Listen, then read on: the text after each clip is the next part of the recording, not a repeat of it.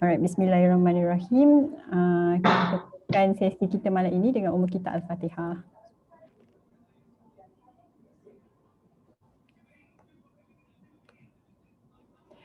Alright, selamat datang to all students and our viewers.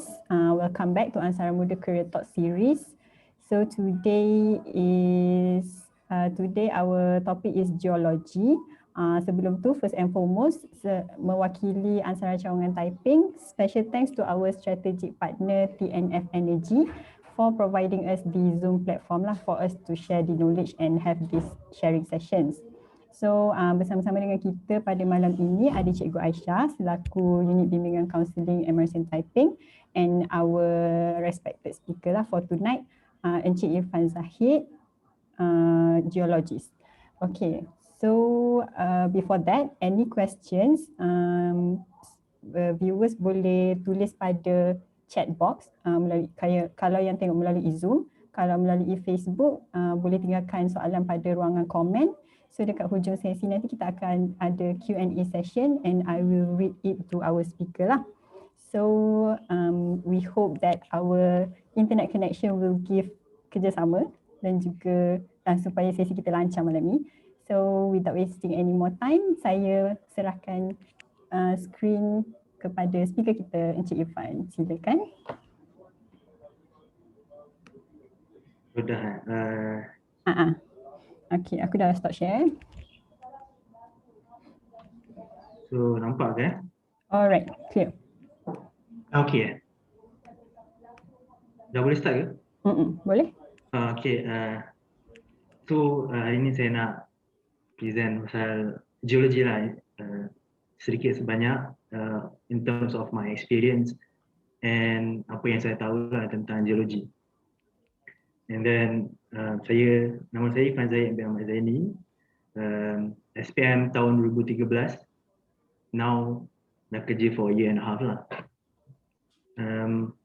So before kita go through any education ke or any background, saya nak define what is the geology. So technically geology ni macam a simple way if we call it as a historian of earth formation. So kalau ahli sejarawan dia macam dia kaji on incident yang dah jadi on the past time, but kalau geologis ni dia kaji on apa yang jadi dekat bumi pada sistem-sistem masa lah yang kita cari. So penggunaan pengkajian ni kita boleh guna untuk tahu macam the formation of volcano ke, how landslide jadi, and how earthquake jadi, and how petroleum deposited, and then how the evolution of dinosaur lah. Ini in basic way lah. And then we go straight to my background, which is saya, like I said before, I was a student back in MSc Taiping, and my SPM year is 2013, which is that is my picture with my fellow classmates in 2012. And then after that, after SPM, I got 9 A's lah. Tapi A biasa-biasa je banyak. Berbanding kalau at that point of time, kalau ikut ranking 3A saya nombor 2 lah ke 3 lah macam tu lah. Macam sikit-sikit je lah, bukan A plus lah banyak. And then saya dapat offer untuk scholarship by JPA untuk buat International Baccalaureate Diploma Program dekat Malay College Kuala Kangsar. So dia IBDP dekat Malay College Kuala Kangsar ni agak sikit lah orang membanding macam KMB atau KMS. So dia memang buat sikit. So batch saya tentu 23 orang je the whole batch buat IBDP. And then from there saya punya scholarship membanding dengan scholarship yang lain yang macam dah define kita nak kena ambil apa, macam ambil medicine ke or engineering. Saya punya JPA, baik saya punya scholar, dia just stated that it is required for me to take a Bachelor of Science lah. And then dia punya pengkhususan tu kita boleh pilih. Janji dia punya depan adalah Bachelor of Science. So, untuk siapa yang dah biasa dengan IBDP, dia adalah 6 subjek. And then saya ambil untuk standard level, Mathematics, Malay A Literature, English. For higher level, Saya ambil history, physics and chemistry lah. And then from there, 2016 saya dapat result which is 33/45, which is bare minimum to JPA scholar to apply. And then it is also a quite macam apa yang saya tengok, the average required points lah for IB untuk course geology. So anyone yang nanti nak sambung geology, in general lah, most university akan minta range 33 ni lah. Tapi kalau nak universiti yang lagi tinggi ranking ni agak lagi tinggi lah. Tapi in general 33. So saya spend 2 tahun dekat MCKK. After that, saya sambung dekat University of Liverpool, Bachelor of Science in Geology for 3 years. And then graduated back in 2019, which is gambar saya dengan parents dekat UK, kat bawah belah kanan tu. And then sebelah kiri tu is my fellow batchmate lah dekat MCKK. So that's the only batchmate untuk tahun kita orang.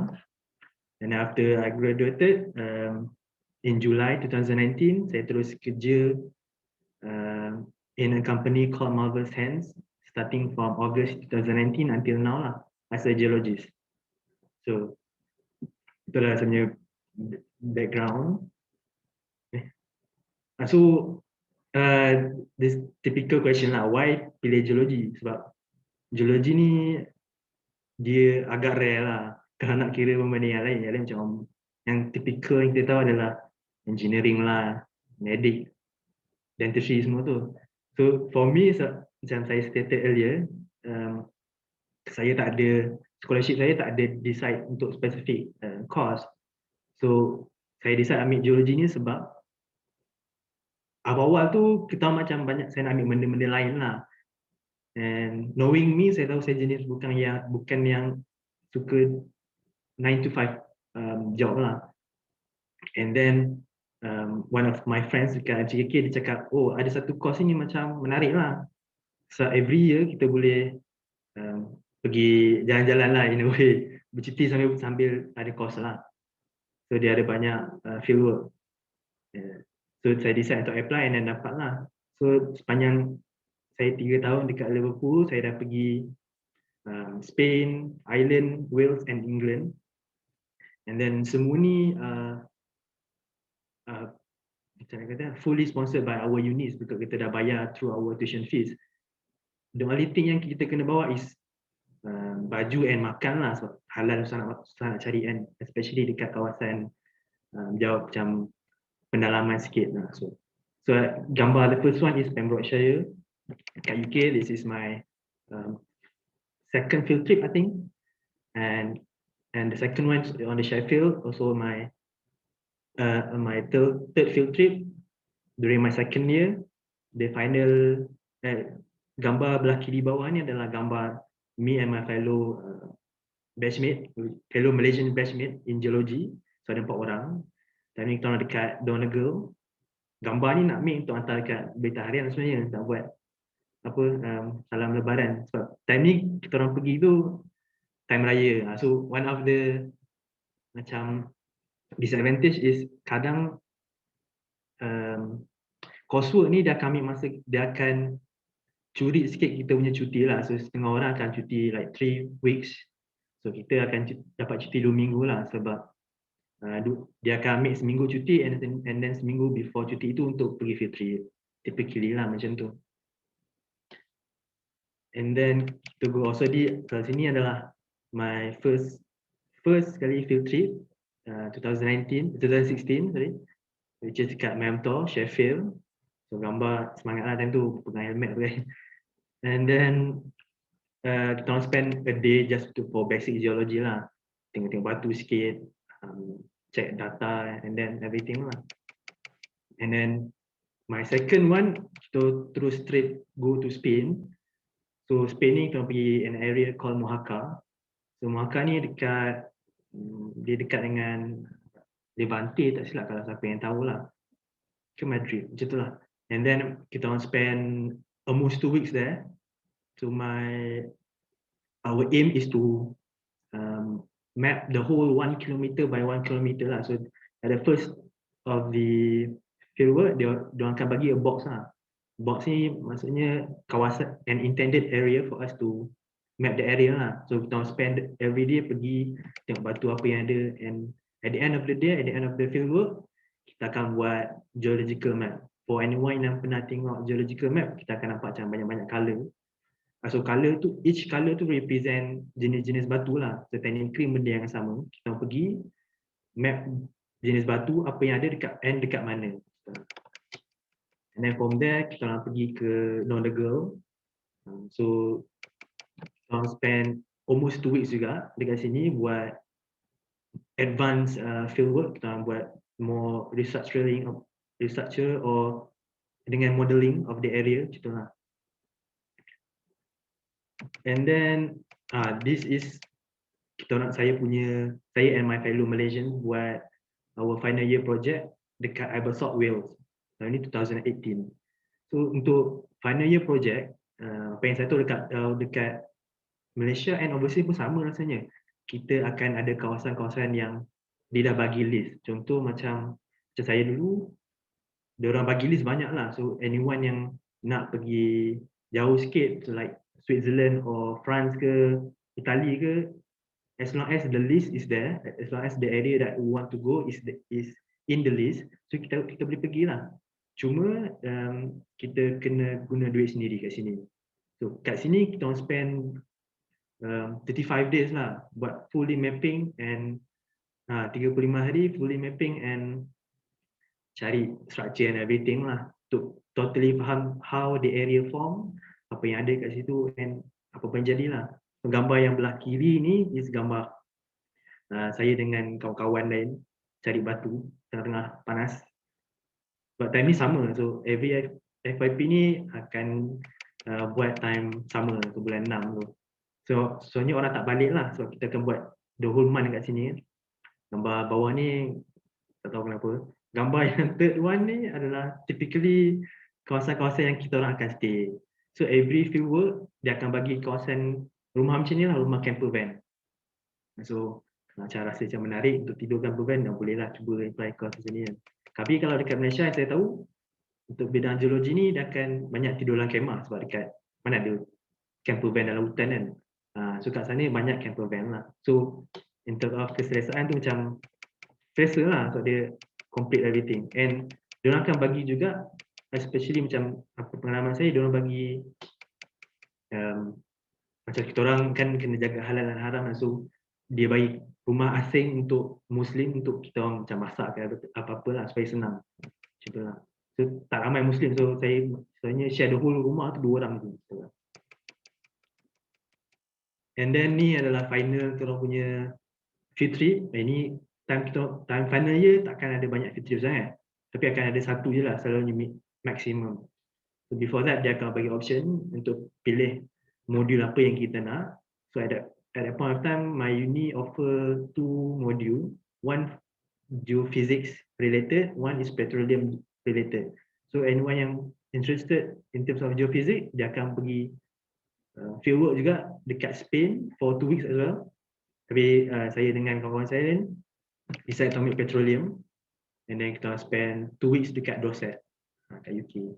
So kita banyak kaji lah batu-batu yang macam besar ni kan. Belah kiri ni batu putih ni, dan batu belah kanan ni sebenarnya macam agak menarik lah, sebab dekat kawasan yang kita pergi tu dia ada telaga minyak lah, in a simple way. So batu ni yang adalah sumber minyak tu. So macam menarik lah dapat tengok minyak tu kan. And then saya akan cerita more of my working experience lah. After saya balik tu, saya terlibat dalam satu projek yang required all of my teammates untuk pergi the whole Malaysia lah. So saya dah kerja dalam setahun 6 bulan plus minus lah. Saya dah pergi like 1, 2, 3 semualah kecuali Melaka, KL and Sarawak. So macam kita orang banyak pergi pusing Malaysia lah. Every 2 weeks kita orang pergi Kelantan, dekat Bumusang 2 minggu. And then lepas tu ada site pula dekat Tasik Kenyir, so pergi 2 minggu Tasik Kenyir. tu pergi raut lah, macam-macam lah. Kena gambar saya dengan teammate. Dan gambar ni, yang gambar second kanan ni, technically apa yang kita orang buat lah. Kita orang tengok batu dekat every jalan persekutuan. So kita orang punya role is untuk check whether tempat tu bahaya ke tak. Simple way macam tu lah. Takut batu tu jatuh kan. Kalau batu jatuh kena orang, jadi macam-macam masalah. So kita orang akan pergi tengok, ambil data, buat analisis dan beritahulah pihak berkuasa tu, oh kawasan ni bahaya atau tak bahaya. Kalau bahaya, dia akan datang dan buat something lah supaya tak jatuh. Itulah. So and then the end of my experience. So kalau anyone yang macam interested geologi ni, sebenarnya geologi ni banyak branch lah. Walaupun ada 4 main ni, sebenarnya ada lagi kecil-kecil. Tapi ni bagi saya adalah branches paling typical lah untuk kita boleh pergi, boleh pursue. So untuk the first one is adalah mining. So kita gunakan geologi, our geological knowledge dalam mining untuk cari gold ke, silver, nickel, bauxite atau coal lah. Tapi untuk mining ni, apa yang saya tahu kebanyakannya, walaupun dia ada dekat the whole Malaysia ni, tapi kalau untuk mining yang macam orang kata yang lebih famous adalah gold mining lah, dia emas kan. So gold mining ni dia banyak buat mines dia banyak dekat belah pantai timur, belah Kelantan dan Pahang macam tu lah. Tapi dia punya kalau siapa yang macam minat mining ni, kebanyakannya akan masuk site yang lebih dalam lah. So kalau kita akan stay untuk satu area tu lama berbanding yang lain, which is I akan explain lagi ya nanti. And then second branches in geology ni adalah geotechnical. So ini apa yang saya familiar and buat, pernah ada experience buat. So geotechnical ni technically dia, kita tengok in terms of safety lah, geohazard ke. Geohazard ni maksud dia landslide ataupun slope failure, contoh macam gambar tu kan. Tu adalah jenis batu yang jatuh dekat railroad lah. So orang yang dalam industri ni, dia akan tengok lah macam apa yang saya explain tadi, dia akan tengok, oh so kawasan ni bahaya. So supposedly benda ni tak boleh jadi macam ni lah sebab bahaya kan.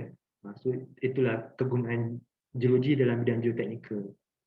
And then the third one is the most famous industry lah, oil and gas. So oil and gas ni aim kita adalah untuk cari minyak.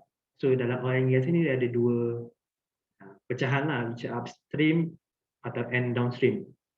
So geologi ni kita akan terlibat lebih kepada upstream, bukan downstream. Sebab upstream ni more like pencarian minyak lah in a simple way. So untuk before kita drill mana-mana kawasan kan, sebab kawasan ni bumi besar kan. So function geologist adalah untuk cari minyak situ dengan ada teknik-teknik dia lah. And then the fourth branches is paleontology. Paleontology ni bagi saya dia more academic, sebab macam academic way lah. Sebab dia walaupun ada a bit of industry yang guna dia, tapi saya lebih rasa kalau anyone yang interested terhadap dinosaur ni bolehlah join paleontology. Sebab dia memang totally kita study about fossils lah, macam tu. And then to go deeper. So contoh kalau anyone yang decide untuk masuk geotechnical industry, dia punya antara job scope yang kita akan buat adalah kita akan interpret landform. Contohnya kita tengok kawasan ni slope dia terlalu steep ke apa ke. So interpret landform ni berkait rapat dengan geohazard lah. Kita akan interpret kawasan tu supaya kita tahu apakah probability bahaya dekat situ. Contoh macam gambar yang tulis jalan Raut Pahang ni kan, ni gambar saya nak tengok batu. So kalau setengah orang ni yang macam tak pernah ada tahu apa ni kan, kalau pernah nampak kita orang lah jalan macam apa ni, tengok ni kan, sebab kita tengok tanah ni kan. Sebenarnya kalau yang biru-biru ni sebenarnya ada bacaan dia lah. So kita tengok macam mana bacaan dia ni boleh menyebabkan batu kat area situ jatuh ke tak. Sebab kalau kita tengok kat bawah tu, tanah-tanah tu dah start jatuh. Tu macam petanda lah kawasan tu boleh boleh ada tanah yang runtuh. Macam itulah. So, contoh sekarang kalau Jalan Raub Bukit Fraser ni, sekarang ada kawasan dia yang saya pergi buat hari tu, dah tanah runtuh sebab hujan hari tu. So sekarang kawasan Bukit Fraser tu dah isolated, so kita tak boleh pergi sebab tanah runtuh. Macam itulah. Ini macam bidang geotechnical. Selain tu ada juga kita buat soil investigation. Soil investigation ni kalau in a simple way, every construction lah, untuk dia buat apa-apa dia akan nak tengok batu apa yang kat bawah tanah tu dulu. So before dia buat bangunan tinggi-tinggi kan, kita nak tahu juga batu apa kat bawah tu. So, setiap batu ni dia ada karakteristik dia tersendiri lah. So contoh yang terbaik adalah contoh dekat KL. Kalau anyone pernah baca lah news before this, ada jadi sinkhole. So macam tiba-tiba kat jalan KL ni tiba ada kawasan yang mendak jatuh kan. So tu sebab bawah KL ni dia ada, saya tak ingat nama formation apa, tapi tak silapnya KL limestone lah. So semua orang, most geologist tahu kalau kat KL ni kalau ada kawasan yang bawah tanah tu kadang ada air bawah tanah kan. So kalau dia ada sinkhole tu maksudnya kawasan tu ada air bawah tanah yang dah hakis batu limestone tu. So batu limestone ni senang sikit terhakis berbanding batu-batu yang lain, macam itulah simpelnya. So dia jatuh. So itulah pentingnya soal investigation. So kita nak tahu batu apa yang kat bawah tu, supaya before kita buat apa-apa lah, and then kita boleh ambil precaution ke apa-apa ke. And then the third one is kita boleh geotechnical ni diorang cari groundwater. So setengah tu groundwater ni air mineral lah, macam cerita air mineral spritzer ke apa kan. So tu adalah groundwater lah. So kita akan guna a few teknik untuk cari kat mana aquifer. So aquifer ni kawasan tadahan air bawah tanah lah. Ada juga setengah owner kebun ke yang tak nak guna air from supply, yang macam dia nak free cost, dia akan hire a few geologists untuk buat groundwater survey lah.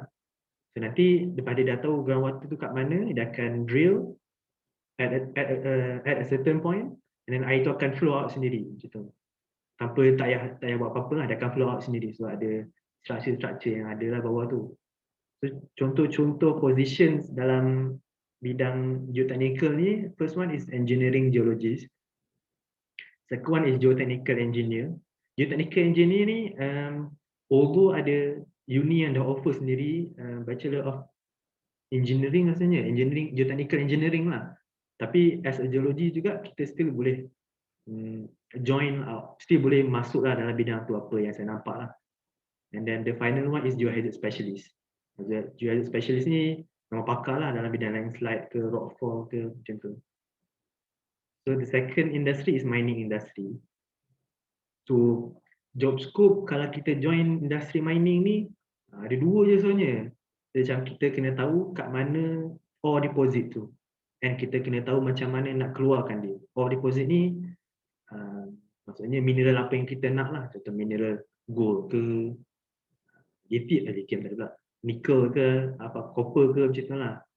So, and then the second job scope is geological mapping. Geological mapping ni sebenarnya kita nak pergi cari kat mana kawasan tu ada apa yang kita nak. Contoh terbaik adalah emas lah. So akan ada geologist yang pergi kawasan ni. Contoh macam ada klien datang dekat ni, cakap saya ada tanah sekian-sekian dekat sini, dan saya rasa situ ada emas. Sebab sebenarnya emas kat Malaysia ni belah Raub, belah Pahang yang belah Kelantan lah banyak. So kalau macam kawasan situ, kalau interest geologi kita tahu kalau ada jumpa certain petanda, so kemungkinan besar ada emas lah. So kita rather than dia pergi korek je kan, cari-cari tak jumpa, so kita cari orang yang expert, geologis, pergi cari, dan geologis ni akan came out dengan report lah, bagi tahu yang berbaloi atau tak berbaloi nak drill. Kadang emas tu ada tapi macam sikit lah, apalah kan. So, position yang ada adalah contohnya quarry engineer. So, quarry engineer ni jenis yang terlibat dalam mine lah, yang dah siap, maksudnya mine yang dah orang tengah gali ke apa gitu. Second one is exploration geologist. Exploration geologist ni adalah contoh macam gambar yang bawah ni. So kerja dia akan masuk hutan dan cari kat mana batu-batu. So macam anyone yang berminat jenis-jenis wild sikit kan, masuk-masuk hutan, tidur dalam hutan sikit. Kalau jenis yang rasa menarik, so exploration geologist ni paling bagi saya menarik lah, sebab dia masuk hutan kan, dan kita cari apa kita nak lah. Tapi dia tak adalah masuk hutan the whole time lah, dia every time ada klien, kita akan pergi dan tengok for a few days ke, week ke, gitu lah. And final one is geologist. And then to go through our third industry, which is oil and gas industry. Dan macam saya explain tadi, oil and gas industry ni, as a geologist, aim kita adalah untuk explore the earth for oil and gas deposit. Macam tu. So antara juga dia buat adalah seismic interpretation for petroleum system atau petroleum plate lah.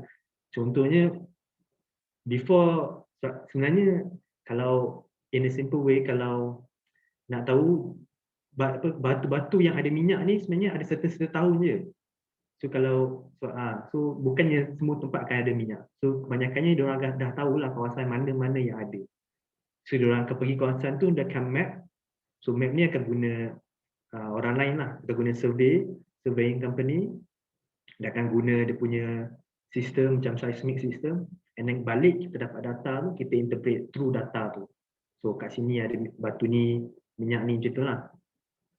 So antara position yang terlibat adalah geoscientist, which is geoscientist ni banyak memang kerja diorang adalah dekat office lah, 9 to 5 lah. So diorang akan interpret apa yang based on data tu, and then diorang akan decide lah, oh this is a good area for oil and gas, or for gas ke minyak ke kan. And then kalau yang lagi nak macam jenis pergi offshore, ada 2 position, which is mud logger and well site geologist. So mud logger ni functionnya when diorang dah plan a rig, so kawasan yang platform ni, bila dia dah plan untuk exploration, dia akan drill dulu. So every time dia drill ni, dia akan keluar batu kan, so kita akan tengok lah batu tu, dan kita akan check lah dia punya hydrocarbon percentage dalam tu. So kadang-kadang kalau kita drill juga, walaupun ada minyak, tapi kadang hydrocarbon dia macam tak cukup tinggi lah, ataupun tak cukup berkualiti untuk lepas certain requirement. So pentingnya mud logger ni lah untuk pergi kat situ. Well site geologist ni sebenarnya macam a senior executive, macam orang mud logger yang dah naik pangkat, dia jadi well site geologist. Konsep yang sama tapi dia take control of the whole team lah. So macam orang yang jenis teringin nak pergi offshore, mud logger is a good idea lah. Tapi mud logger ni banyak dekat kawasan Sabah dan Sarawak, so, especially kita tahu belah sana paling banyak minyak kan, dan ada discovery yang baru ni, ada gas dekat Sarawak saya ingat. So orang yang Sabah Sarawak lebih senang lah untuk jadi mud logger ni. Tak adalah kata Semenanjung tak boleh, but kebanyakannya diorang banyak ambil orang Sabah Sarawak lah, so banyak platform dekat sana. Kat Semenanjung pun ada, and then ada juga dekat tempat-tempat lain lah, tapi belah sana memang lagi banyak belah sana lah.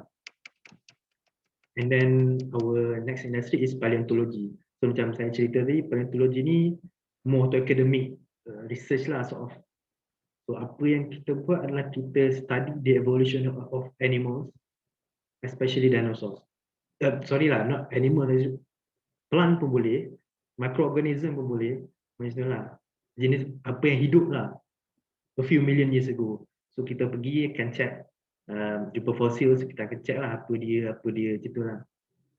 So macam industri ni juga sebenarnya boleh, ada juga certain oil and gas industry yang guna orang dalam industri ni, sebab saya cakap minyak ni ada certain tahun je, and then minyak ni juga datang daripada haiwan-haiwan yang mati. So orang yang ada experience, orang-orang yang ada experience dalam bidang paleontologi ni macam tahulah, oh at time Jurassic, which is paling famous kan, Jurassic ni banyak haiwan yang mati lah. So banyak ni diorang dah mati. Bila diorang mati tu akan ada sedimen yang jatuh atas diorang, dan jadi batu. So yes, bangkai diorang yang mati tu dah decompose, dan dah dimasukkan bawah tanah, dah jadi pressure dengan ada heat supply, dia akan jadi minyak lah. Simple way macam tu lah. Macam, and then position yang kita boleh jadi dalam bidang ni adalah biostratigrapher and then paleontologist. So macam contoh yang gambar bawah ni ada buku ni adalah gambar saya sendiri jumpa fosil dekat kloset. So, macam menarik lah sebab besar juga, nampak macam kerang tapi besar. So, macam mana ada jumpa kerang besar kan? Macam menarik lah. Orang yang jenis minat dinosaur ke kerang-kerang ni macam sesuai lah. Gitu. And then bagi saya ni adalah dua industri yang tak ada related juga dengan geologi, tapi dia ada spesifik course yang orang tu boleh ambil terus. Contoh macam geophysics. So, geophysics ni USM tak silap ada offer degree in geophysics lah. So apa kita buat adalah kita study the earth juga, tapi guna seismic, electrical ke, magnetic ke, and macam-macam lagi cara lah. And industri ni juga widely used in various industry. So macam oil and gas boleh guna, geotechnical juga boleh guna, cek groundwater. And then position kita berdiri adalah geophysicist. Walaupun nampak macam related, tapi macam apa yang saya tahu macam ada certain uni dah offer a specific course, so don't prefer orang yang lebih ada knowledge lah dalam geophysics sebab dia tak berkait sangat dengan jenis-jenis batu, dia berkait dengan fizik. So orang yang ada degree in physics pun boleh join as a geophysicist. Kalau kita ambil geologi, dia macam sentuh semua macam itulah. And then second industry yang saya rasa kita boleh, orang ada degree in geology boleh join is Geographic Information System, which is GIS. So GIS ni ada juga dia punya degree, which is called GIS rasanya nama dia. So apa yang kita buat adalah analyzing spatial data, guna mapping software, and then kita akan check juga, kita akan buat digital map lah guna geographic data and jenis-jenis data. Although like macam saya cakap tadi, ada juga course yang offer terus GIS ni, tapi apa yang saya nampak demand untuk GIS analyst ni as a geology graduate itself, kita juga boleh join untuk entry level lah. So kalau kita dah macam rasa dah ambil course geology ni, rasa macam tak minat lah pergi site lah, panas-panas, hujan semua kan, so macam malas rasa nak break dalam office, so GIS analyst ni boleh lah masuk office gitu. Tapi untuk entry level lah, dan boleh venture jadi benda lain lah dalam GIS ni. GIS ni macam a whole industry, lagi besar. In terms of career, ini adalah contoh-contoh company yang hired lah untuk oil and gas industry. Contoh paling famous itu Petronas, Chevron, ExxonMobil, Total, Shell, Schlumberger, semua ni lah. Tapi bagi saya macam setengah company oil and gas ni, macam yang ada offer scholarship, contoh macam Petronas, apa yang saya nampak lah, dia mostly dia akan ambil dia punya students yang dia dah sponsor lah siap-siap. And then as long as kita dah ada experience, baru dia ambil orang lain lah. Tapi untuk starting ni, kalau kita ada scholarship from them, lagi advantage lah, mesti akan senang sikit lah berbanding yang lain. Kalau untuk geotechnical industry, yang paling famous saya rasa Plus lah, orang guna highway. So kalau macam siapa yang naik highway macam nampak batu-batu di jalan tu kan, so kadang-kadang adalah geologis yang dah kaji kawasan tu macam mana, and dia nak buat lah something. Ada kadang pasang jaring lah, pasang macam simen lah, tu dia dah kaji lah. And then another one yang famous lah yang saya rasa adalah GNP Geotechnics. And mining industry, one of the company is SGS. And then satu lagi rasanya Linin lah, tapi tak gambar tu. Kalau untuk paleontologi, macam saya cakap, saya tak tahu company apa yang hired untuk kaji fosil. Tapi saya rasa dia akan banyak untuk academic pathway lah berbanding industri contoh. And then untuk orang yang minat, course geologi ni dia banyak cabang boleh jadi. So time lepas time walaupun tak tahu nak ambil apa, walaupun kita masuk asasi ke, metrik ke, A-level ke, IBDP dia ke, pun still boleh ambil geologi. So macam asasi metrik ni selalunya dia akan kita boleh guna result dia untuk sambung dalam Malaysia lah. Tak pastilah boleh sambung luar ke tak pasti. Tapi untuk A-level dengan IBDP ni mostly kita tahu adalah preparation untuk overseas. So, macam saya cakap tadi, yang saya tahu adalah IB lah, International Baccalaureate. So IB ni minimum requirement ni tak tinggi, so dia bukan course yang high requirement. Macam contoh kita tahu course yang high requirement ni macam medik kan, so kita need a good result untuk masuk tu. So even kalau untuk course geologi ni biasa-biasa pun boleh lah, biasa pun boleh lah. And then kita boleh, untuk degree ni kita akan ada 3 yang typical, which is Bachelor of Science in Geology, Bachelor of Science in Geoscience, and Bachelor of Science in Petroleum Geoscience. Dan kita boleh ambil lah dekat uni mana yang kita nak. So ini adalah contoh-contoh universiti kat Malaysia yang offer degree ni. Contoh adalah UM, BSc Geology, UKM pun sama, offer benda yang sama. UMS pun sama, geologi. Tapi untuk Universiti Malaysia Kelantan, dia offer Bachelor of Science in Geoscience lah. Technically saya rasa lebih kurang je, just apa yang saya tahu through modul apa yang dia belajar tu lebih kurang je dengan geologi gitu lah. Curtin University pun sama, tapi Curtin University ni private, saya tak silap lah, private university. And then UTP offer juga Bachelor of Science in Petroleum Geoscience. So kalau anyone yang dia macam dah tahu minat dia dalam geologi ni apa, macam tahu okay kita nak masuk dalam bidang oil and gas. So saya macam saya rasa Petroleum Geoscience ni macam there's more specialized lah, memang petroleum sahaja. Tapi pendapat saya adalah saya rasa better untuk ambil Bachelor of Science Geology lah, sebab dengan Bachelor of Science Geology ni kita still boleh masuk oil and gas industry lah. Tapi kalau untuk Petroleum Geoscience ni macam a few industri dia susah sikit nak masuk. Macam contoh mining lah, apa yang saya tahu lah. Mining dia macam dia dah specialize gitu. So macam kalau dekat Malaysia ni any degree dia akan ada major. So kalau kita ambil Bachelor of Science Geology, final year kita akan ambil major kan. Major contoh kalau kita minat geophysics, so major kita geophysics. Geoscience pun boleh. So dekat final year baru kita dah specialize lah. Gitu. Tapi macam saya tak ada experience specialize. Macam saya punya course memang Bachelor of Science in Geology. Begitulah. And then Irfan, sorry. Sorry mencelah, tapi rasanya soalan ni lebih sesuai kalau Irfan explain terus. Ada orang tanya apa beza geologi dengan geoscience? Saya okey lah. Saya sebenarnya tak pasti sangat apa beza dia. Sebab bagi saya entahlah. Okey lah, apa yang saya tahu berbanding dua course ni adalah sebenarnya sama je. Cuma saya rasa nama je berbeza.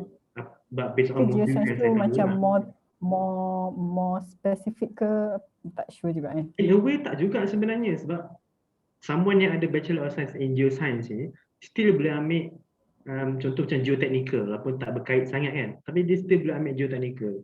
Satu saya rasa macam tak adalah kata tak ada beza, sebab saya tak tahu apa beza dia. Macam maybe tak ada signifikan sangat kot bagi saya lah.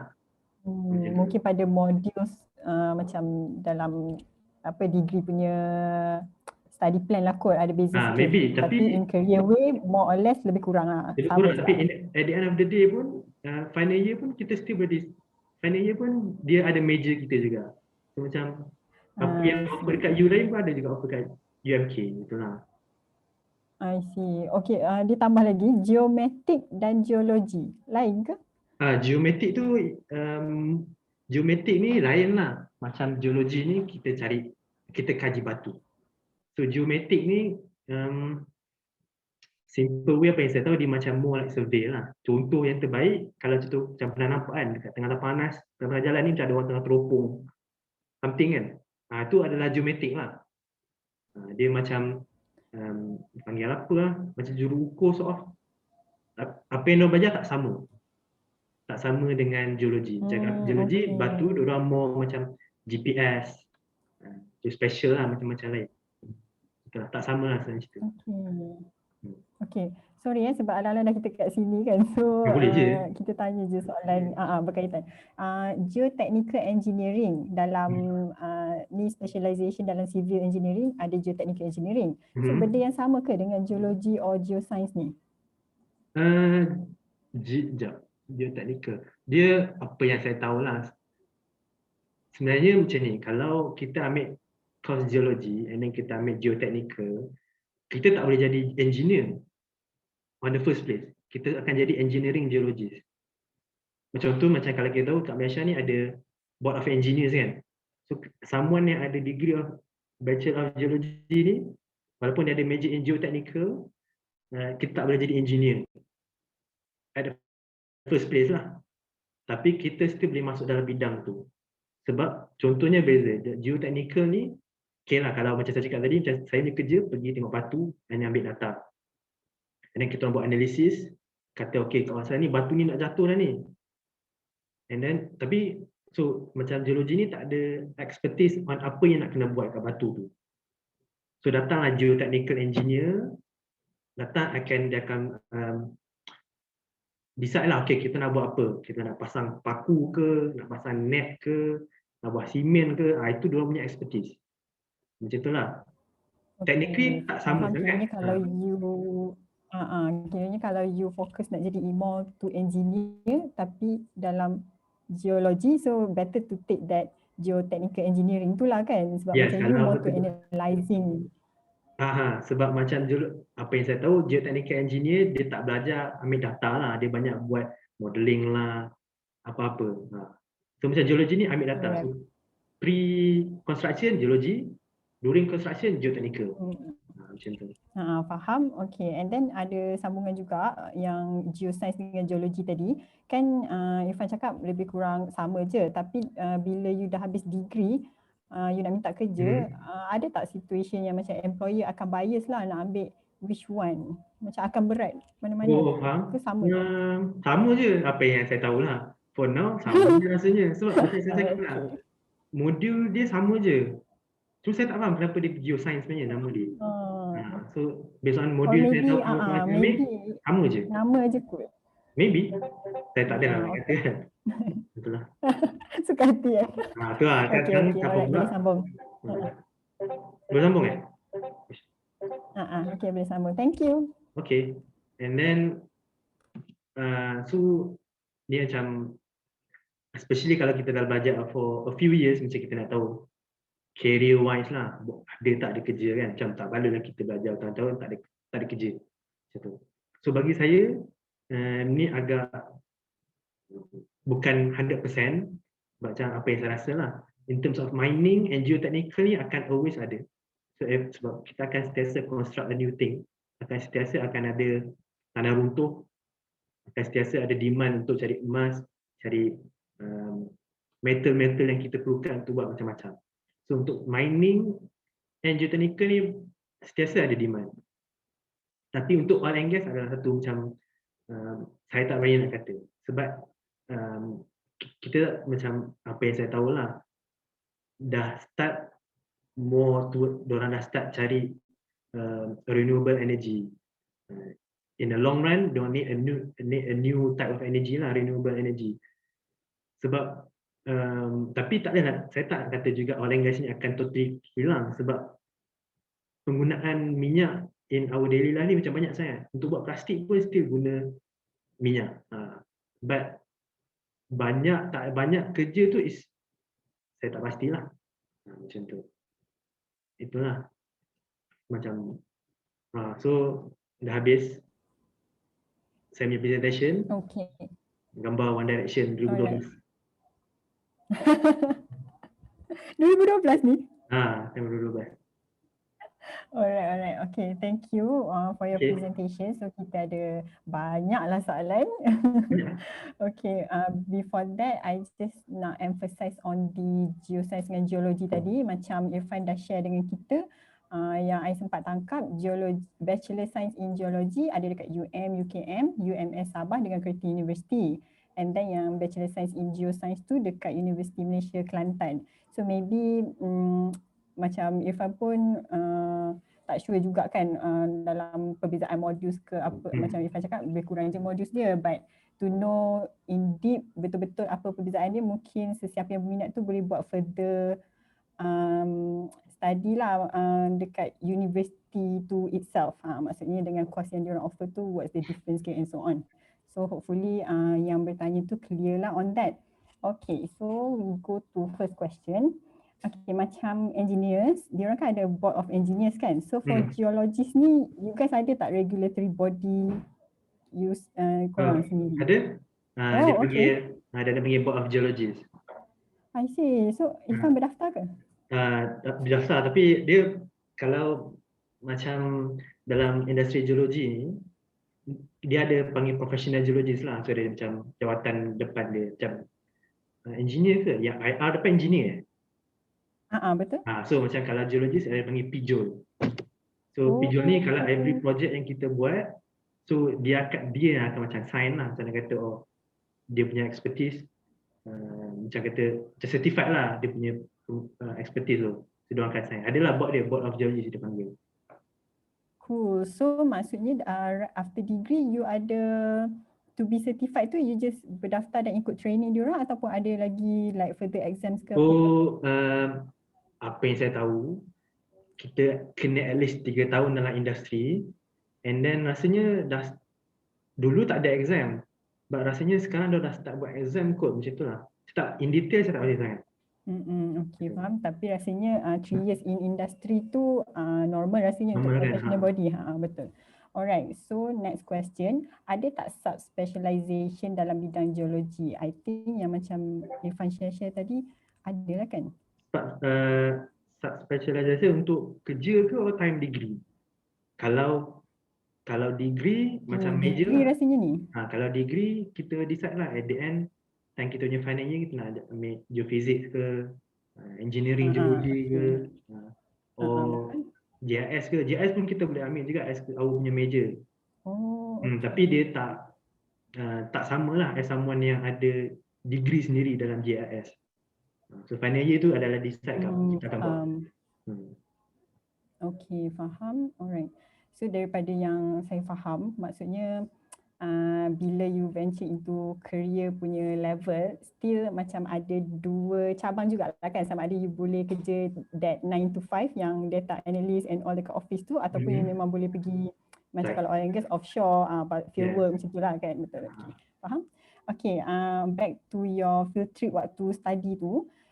Sorry kalau saya terlepas, every semester ke every year pergi? Every semester tak juga, sebab final year pergi sekali je. Tapi semester maksudnya every cuti summer break Easter pun juga pergi. So macam semester every year lah. Dia macam banyak lah, banyak semester. Okay, so itu pergi ikut kelas lah? Ikut modul. So kita ambil modul apa, dia akan pergi hantar field trip tu lah. Macam saya explain tadi, final year kita ada bagi 2 modul. Kalau ambil major geophysics, kita akan pergi Spain 2 minggu. Macam saya ambil petroleum, akan pergi 2 set lah 2 minggu. So ikutlah, takkan orang yang sama. Faham. And then pergi fieldwork tu, macam mana diorang tentukan tempat tu? Like tempat tu memang fresh area yang tak pernah orang buat study, ataupun ada orang dah buat study sebelum ni but students always go there ke macam mana?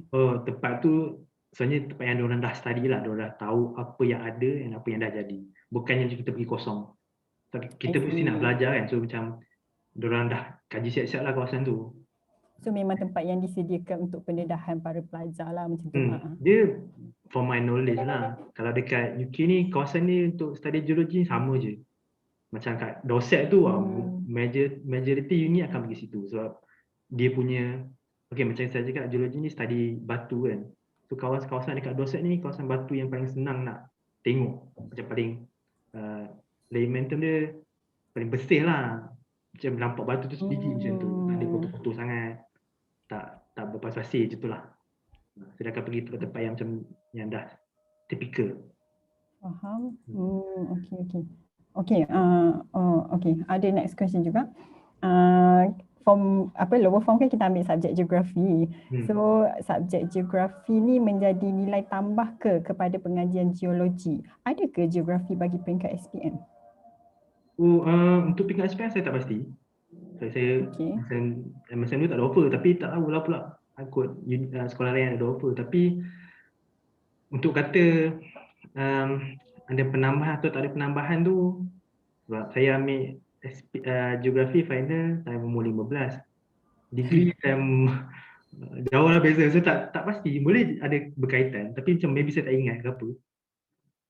Tapi in the end dia akan still lah ajar pada basic. Dia akan assume yang kita tak ada basic. Tapi kalau macam overseas, diorang punya A level, diorang ada course, diorang ada modul geologi terus. Untuk overseas lah. So diorang lagi banyak advantage. Macam diorang pergi dah tahu basic knowledge. Macam saya pergi dulu kosong lah. Tak tahu apa. Tengok semua batu sama je. I see. Faham. Okay, Ibrahim Khalil or Baim ada share ada SPM subject for geography tapi I rasa memang tambahan lah. Okay, thank you Baim. Ya, cuma MRSM tak offer. So far MRSM offer account lah. Okay, and then tadi Ifah ada mention juga if you macam ada scholar Petronas, maksudnya memang dah you memang student scholar oil and gas companies tu kan. So ada maksudnya memang Petronas bagi dia scholarship in geology lah maksudnya. Memang specifically in geology. Tak pastilah, tapi kalau dia punya time dia award scholarship tu saya tak pasti. Tapi apa yang saya tahu adalah macam someone yang ada scholarship Petronas and then dia sambung course geology dekat overseas, balik dia akan jadi geologi jugalah. Macam tu. Tapi during award macam time dia bagi scholarship awal-awal tu saya tak pasti sebab kadang dia ada yang spesifik, ada yang tak spesifik. Sebab Petronas pun saya tak pasti dia punya in detail scholarship dia macam mana. Macam saya tahu macam MARA atau JPA dia ada yang spesifik. Maybe students boleh do further ni jugalah kan, cari info dekat those oil and gas company kalau memang dia ada offer degree in geology lah macam tu kan. Faham? Okay. Okay. Ada orang tanya, which part of your work do you enjoy most? Saya suka pergi site. Tak, saya suka pergi outstation. Sebab for me, I found an excitement lah. Going 2 weeks, every 2 weeks kita akan pergi somewhere new. Macam saya spend itu almost 3 months kot, pusing the whole Malaysia. So this week dekat Kelantan, and then next week dekat Pahang pula, and then pergi Perak, pergi Terengganu, Johor. So for me macam seronok lah. Kalau anyone yang rasa tak suka sangat pergi site ni, susah sikit sebab dia banyak jalan-jalan. So saya jenis yang suka jalan-jalan. So orang dah nak bagi kerja yang jalan-jalan, saya pergilah. Faham, so maksudnya you like the travelling part the most lah, sambil-sambil tu. Ya, so especially kita pergi kawasan yang macam saya rasa kalau saya tak kerja tu saya takkan pergilah. Contoh macam kawasan dekat Felda, dalam mana-mana Felda kan, macam tu. Dia depends lah, sebenarnya depends on project lah. Banyak pergi gua ke Irfan? Ada? Gua tak. Sebab projek yang involve tu adalah projek tepi jalan. Projek jalan. Okay. Alah-alah dah sebut gua kan. Kan selalu kita dengar tanah runtuh dekat Gua Musang tu. Itu terlibat ke dengan that you mentioned earlier soil investigation, macam what the fact, apa faktor yang menyebabkan tanah runtuh? Mestilah kajian telah dibuat kan dulu. Selalunya kita tengok paling penting adalah flow accumulation lah. Kawasan tu air dia mengalir kat mana. Contohlah kat Kelantan, saya tak pasti yang tanah runtuh tu apa. Tapi yang dekat baru-baru ni yang dekat Bukit Fraser tu, kalau dia ada tanah runtuh. Sebenarnya tanah runtuh ni, before dia runtuh, dia akan ada tanda-tanda dia. So contoh-contoh tanda dia akan nampak rekahan-rekahan lah. So kita akan tengok tanda dia dan tengok kawasan tu hujan banyak ke, angle kawasan tu macam mana, jenis apa kat situ, batu ke, tanah ke, batu apa pun main peranan. Macam lah, banyak faktor yang boleh decide lah. Maksudnya boleh dielakkan lah kejadian tu. Maksudnya kalau you always perhatikan macam tu Sebab tu, so saya punya job adalah untuk tu lah, untuk map the whole jalan dekat Malaysia yang ada tanah, yang ada jenis-jenis cerun tepi jalan ni. Kalau cerun-cerun ni mata-mata ada, sebab kalau dia runtuh dalam hutan tak kisah sangat kan. So, kalau dia runtuh tepi jalan agak bahaya. So saya punya projek is untuk pergi tengok and then check lah bahaya ke tak bahaya. So bila dah tahu kawasan ni bahaya, So kita akan beritahu lah JKR contohnya, dia akan pergi buat lah certain, dia akan pasang retaining wall tu, macam dinding yang tahan air, tanah tak bergerak. Itu baru bidang geotechnical. Geotechnical akan decide lah jenis apa yang kita nak pasang. I see. Okay, faham. Alright, faham. Okay, so far kita dah tak ada soalan, tapi nak tanyalah kalau cikgu, oh okay, ada penambahan soalan. Alright, penanaman like kelapa sawit also has to do ke dengan kejadian tanah runtuh? Sebab they are usually ditebang or something like that waktu musim panas, lepas tu dia tak efek ke kejadian pembakaran secara tiba-tiba? Macam mana soalan? Tolong confused sikit. Okay, kejap. I'm confused. Okay, first kali ni aku faham lah. Penanaman kelapa sawit tu ada kena-mengena dengan kejadian tanah runtuh? Like, does it contribute to the landslide or something? Ada kena-mengena? Okay, macam kita belajar tu, kalau pokok tak ada,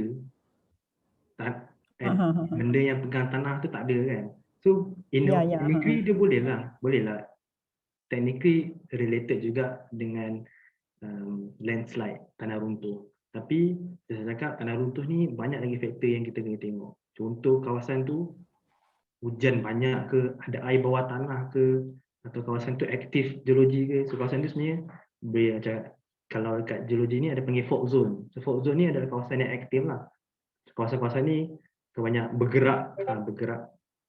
Kita tak adalah rasa bergerak like gempa bumi, tapi dia bergerak macam tu. So pergerakan bumi ni juga help untuk induce landslide lah macam tu. Contoh yang terbaik gempa bumi ni kalau dekat Malaysia tak ada lah gempa bumi sangat. Tapi macam dekat tempat macam Jepun ke apa kan. So gempa bumi ni akan efek lah dia punya kawasan-kawasan tu.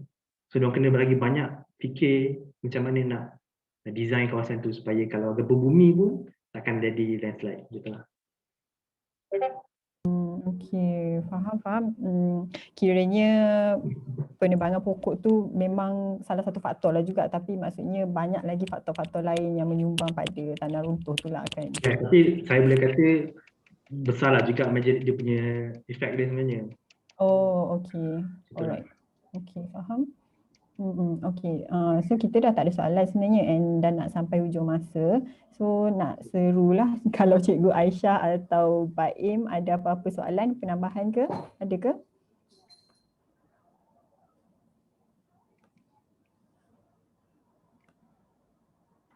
Baim? So far my side okay lah. I faham dan happy lah dengar. Cikgu Aisyah? Cikgu Aisyah agak busy ya sebenarnya. Tapi dia kata dia dengar je, so mungkin agaknya dia tengah busy lah kot. So okay, alright. So nak sajalah kan, sebab semalam pun kita ada session untuk sync up dengan Irfan kan. So I did ask about seismic. Seismic. Mungkin Irfan tak ada cerita banyak sangat pasal seismik tadi kan. So mungkin Irfan boleh explain sikit seismik ni apa, sebab dulu waktu saya cerita semalam waktu lower form kita ada belajar geografi, so kita juga ada belajar tentang ring of fire dan sebagainya kan. So itu yang melibatkan kajian ataupun ahli-ahli seismik ni sendirilah. So sebenarnya ahli seismik ni dia buat apa? So seismik sebenarnya macam mana kata, seismik ni dia macam dia adalah sejenis data lah. Okay, in a simple way adalah sejenis data. So seismik ni kita boleh guna macam-macam. So seismologis ni tak semestinya kaji volcano je ataupun kaji gempa bumi ke, kita boleh kaji juga dekat oil and gas industry pun boleh guna. So seismologi ni kalau apa yang saya faham based on soalan ni berkaitan dengan seismologis kan. So seismologis yang orang mostly tahu adalah diorang guna untuk detect gempa bumi lah. So kita punya bumi ni ada tectonic plate. So tectonic plate ni sentiasa bergerak. So untuk tahu dia bergerak macam mana kita akan guna teknik seismik ni lah. So seismologi ni, kalau yang dia punya pengkhususan dia dalam bidang earthquake, dia akan tengok data ni, dia akan beritahu, dia akan kaji lah macam mana bumi dia jadi ke apa ke. Saya tak boleh nak kata seismologi ni satu bidang dia sebenarnya dia bukan jawatan, dia sebenarnya adalah satu metod yang kita guna dalam geologi. Oh, okay. Method. Alright, so lagi soalan lanjut lah. So bila cakap pasal geologi ni, kita memang kataan apa yang depan tu sendiri dah memang geo tu, kita terus terfikir geografi kan. So dan saya terlintaslah satu soalan macam berkaitan dengan climate change kan, perubahan iklim. So adakah macam disebabkan sekarang ni kita punya perubahan iklim dah semakin kita cakap accelerated kan, makin apa nak cakap, yelah accelerated, makin menjadi-jadi. So adakah waktu Irfan study kan, adakah macam ring of fire yang sekarang ni adalah berada di sekitar negara-negara yang berhampiran Malaysia kan, macam especially Indonesia, Filipina dan sebagainya kan, adakah menjadi satu boleh berlaku yang ring of fire tu akan kena juga melingkar juga dalam Malaysia? Okay. Sebenarnya ring of fire ni adalah kawasan yang tak bergerak lah. Dia bukan fenomena. Dia macam saya cakap tadi, kat bumi ada tectonic plate kan. So, tectonic plate ni dia bukan satu bulat. Dia ada banyak-banyak plate. So every time plate ni bertembung, akan jadinya gempa bumi. Hasilnya juga adalah macam contoh-contoh volcano kan. Volcano dekat the whole world ni adalah hasil daripada pertembungan dua tectonic plate macam tu. So ring of fire ni adalah nama pertembungan antara dua plate lah. So kawasan yang kena adalah kawasan dekat Indonesia, Filipina. So antara sebab kenapa diorang banyak gempa bumi adalah sebab kawasan pertembungan. So macam contoh kita orang tengah bergaduh lah kat sebelah, confirm kita akan rasa efek kan. So kita ni kalau kat Malaysia ni terselamat lah sebab kita macam tengah-tengah. Kalau yang betul-betul kat sebelah kita ni, kita akan rasa lah dia bertemu, every time they collide tu, dia akan collide, but macam ni, kat tectonic plate ni, dia macam ni, dia akan bertembung. And then at one point, salah satu akan jatuh bawah. Dia takkan sini sentiasa, dia akan jatuh satu tu akan jatuh bawah lah. So every time dia jatuh bawah sikit, so akan ada gempa bumi. Lagi drastik dia jatuh, lagi besar gempa bumi. Macam tu. So kawasan pertembungan ni dekat Filipina, Indonesia lah. Possibility untuk kita Malaysia ni jauh sikit lah untuk berlaku pertembungan tu. Yes, sebab pertembungan tu akan jadi tempat sama. Sebab dia take berjuta-juta tahun untuk bergerak. Atau untuk patah ke apa ke, dia take berjuta-juta tahun. So untuk kita jangan risaulah, kita hidup beberapa tahun je. So takkan ada lah apa-apa, macam tu lah. Gempa bumi might be ada, tapi maybe tak severe berbanding Indonesia, Japan. So diorang memang directly dekat dengan kawasan tu. So diorang banyak gempa bumi. Betul lah. Okay, alright. So sekejap. Sorry, saya tak tahu. Saya mungkin tak tahu kan. Geologi ni dia sama ke dengan yang geng-geng kaji cuaca semua tu? Saya rasa tak. Tak sama ya, lain. Tapi saya pernah agak ambil modul based on kaji cuaca, tapi dia modul je lah kan. Dia ada sikit berkait, tapi nak jadi yang kaji cuaca, saya rasa degree geologi tak boleh lah. Saya ambil degree lain, which is saya tak pasti degree tu. Okay, alright. Okay, itu saja daripada saya. Thank you so much, Irfan. Alright, thank you Baim. Thank you juga Irfan. Okay, so far memang kita dah tak ada soalan. Cuma ada satu komen dari Facebook dari Aidil Imran.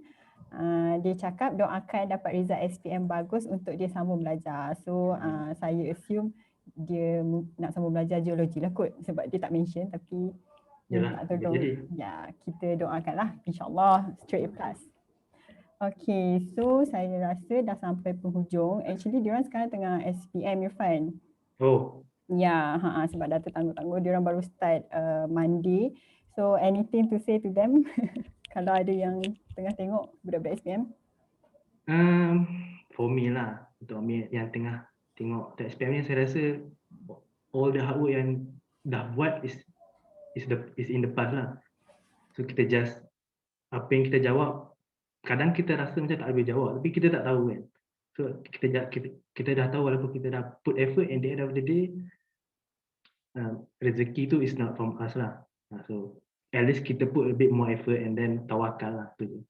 And then SPM for me lah, SPM is not the end lah for everything. Contoh macam geologi ni, walaupun tak dapat 3A kan, still boleh masuk SSC and still boleh ambil bidang geologi juga. Macam tu lah. Itu je. Jaga mandiri.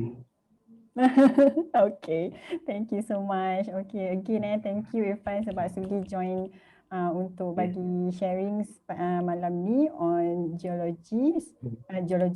Okay, so thank you juga for all our viewers and participants yang dalam Zoom dan juga di FB. Thank you for spending your time to be with us tonight.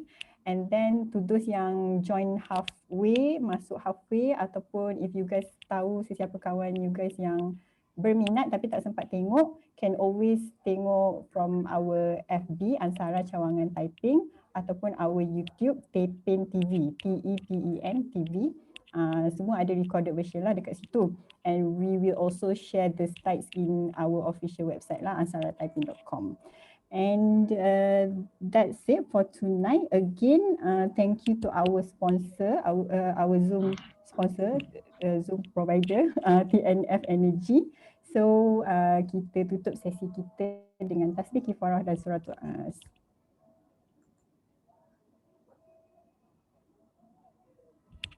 Thank you semua. Assalamualaikum dan selamat malam. Thank you Irfan. Thank you semua.